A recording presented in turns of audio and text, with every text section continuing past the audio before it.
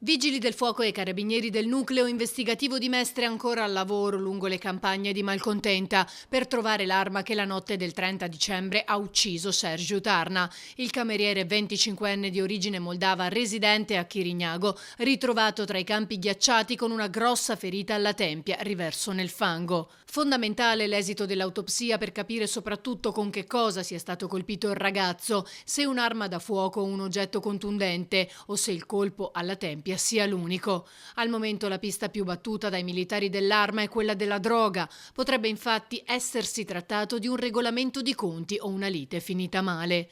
Sembra che Sergiu avesse 2 telefoni.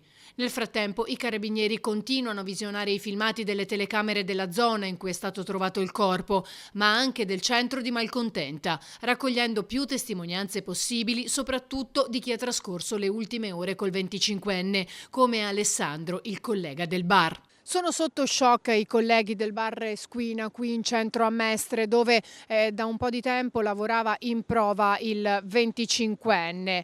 La sera del 30 dicembre, intorno alle 20, dopo aver staccato insieme a un collega, si è recato nel ristorante sushi poco distante perché sapevano che aveva bisogno di personale per la sera del 31 dicembre. Dopo aver preso accordi, Sergiu si sarebbe dovuto recare nel ristorante per lavorare la sera di Capodanno, ma non si è mai presentato, come racconta uno dei dipendenti, incredulo per l'accaduto. È molto gentile, sì, è gentile, no?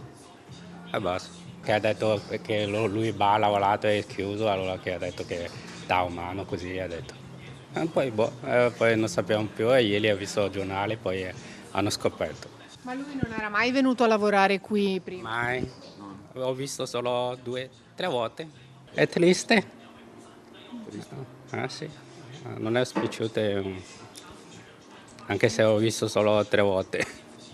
Una persona così è andata. A rinvenire il corpo, vestito ancora con gli abiti da lavoro, giacca nera elegante, cravatta grigia, pantaloni neri, è stato un passante che scattava fotografie al paesaggio.